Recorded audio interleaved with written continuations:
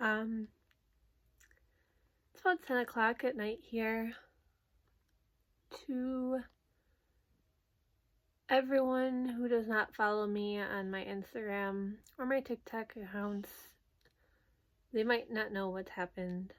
If you do, you probably do know what has happened. I'm taking a break from my social media. I'm not responding to messages or comments, but I needed to make this video, I guess, just because I feel like I need to talk about it. Our Great Dane puppy Kermit, he was going to turn 1 on the 28th of October. We just took him in for a neuter and a gastropexy surgery. For those who don't know what gastropexy is, it's pretty standard with Great Danes since they're so prone to something called bloat. If you don't know what bloat is, it's where the stomach flips on itself and it's almost always fatal, and it happens so fast. Gastropexy doesn't completely prevent bloat from happening, but it buys you a lot more time to get to the vet. So it's just a pretty standard procedure with Great Danes. Surgery went fine. He came home groggy from anesthesia. I mean, he was not happy, but he was fine.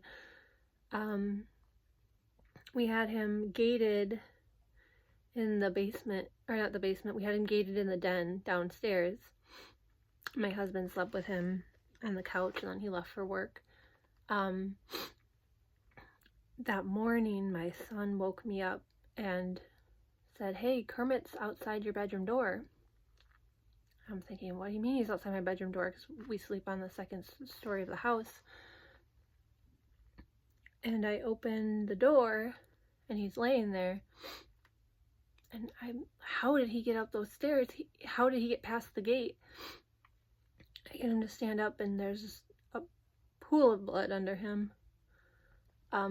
He walks over to me and within minutes he collapses. He's 165 pounds. I can't get him to the car by myself. My husband's at work. He's not answering his phone. I have to call my husband's uncle to come and help me. It takes him probably about, at least a half hour to get to me. And in that short amount of time, Kermit just keeps deteriorating.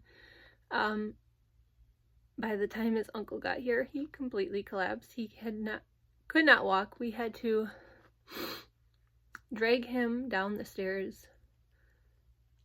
Blood dripping everywhere, blood all over. We get him down the stairs and we get him to the garage to get to the car, and he just completely hits the ground. We somehow managed to get him in the car. I call the vet screaming at the vet that we're coming, that they need to have a gurney. We can't carry him inside. The vet's about 20 minutes away. We get to the vet and they're all standing out there ready to get him. It takes 4 people to get him. I'm inconsolable at this time. I'm just screaming and crying, and they get him in there. They lay him on the table and they start just pumping him full of fluids, pumping him, just trying to see why he's bleeding so much. They get him stable. He's very sedated, he's sleeping, and they get him stable. And they tell me to go home.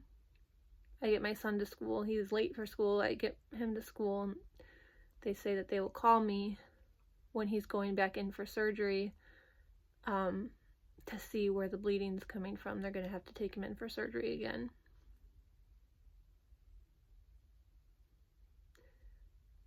I did not know that would be my last time seeing him. They call me after a couple of hours and they tell me that he did not make it. I guess he had a bleeding disorder. His blood would not clot properly. The surgery was fine. He didn't tear stitches. It was not, everybody thinks it's the vet's fault. It was not the vet's fault. It was just unfortunate that he had this clotting disorder. His blood would not clot like it was supposed to, so his belly was full of blood. If we did not get him to the vet, we barely got him to the vet in time, he would have died at my house. There was nothing we could do. And the thing that is hardest for me to overcome was just seeing him like that. His final moments were so traumatic, and he was so helpless, and I know he was in pain. And that's not the way you want them to go. You know, it's one thing if it's like expected, like old age, or you have time to plan for it. It was so traumatic. And the images that I saw that morning, they're gonna haunt me probably for the rest of my life. I got home from the vet. There's blood everywhere. Down my hallway, down my stairs, in my bedroom, in the kitchen. I had a panic attack trying to clean it all up. There's still spots of blood on the carpet I couldn't get out. Every time I walk past it,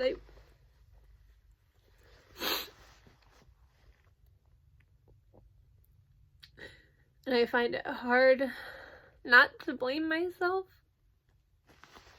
If he didn't have the surgery, he would still be here. I thought I was doing the right thing. Because if you don't get your pets neutered, there's a chance that they could develop cancer. They have an increased risk of cancer. And the same thing with gastropexy. If you don't give them the gastropexy, they have a very high increased risk of death by bloat. So it's like, what am I supposed to do? It just sucks. And I just can't comprehend how it's gonna get easier.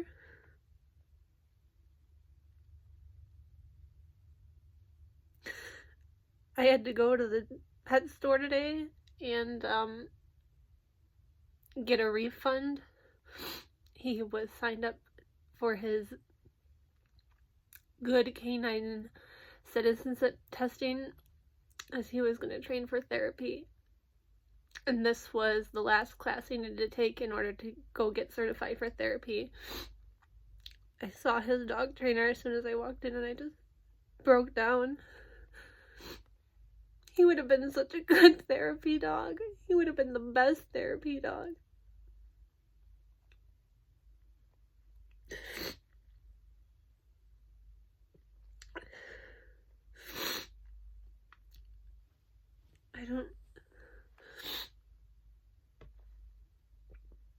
I can't eat. I haven't slept in days. I haven't slept since Tuesday. I want to sleep. That's all I want to do is sleep, so I don't have to think about it anymore. But I can't. I have to stay strong for my kids. And I feel like I'm failing them because I can't stay strong.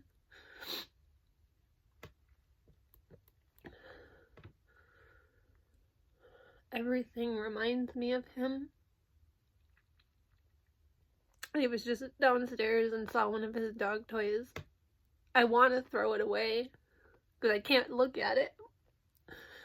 But I can't throw it away because I just can't. And my boxer, my other dogs, won't eat. They know he's gone.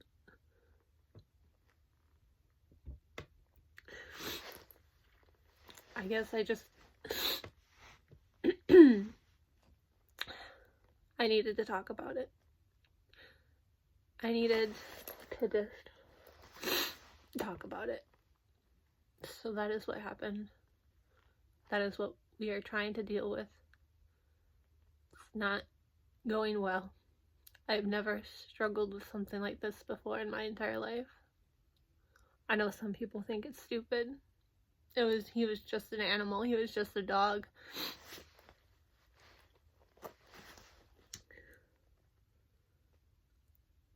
But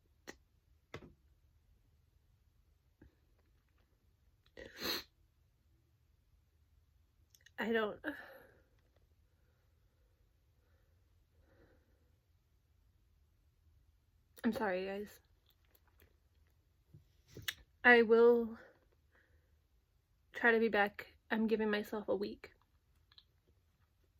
So I will not be posting any coupon deals this week. I won't be responding to comments. Don't feel like you can't comment. Don't feel like you can't say anything. I might not read them. I might not respond to them. I appreciate all you guys because I know you've been very nice, and it's hard to know what to say when stuff like this happens, but I just need to take my time with this. So that's that. I just had to get it out. I love you guys, and I will see you soon. Alright, bye.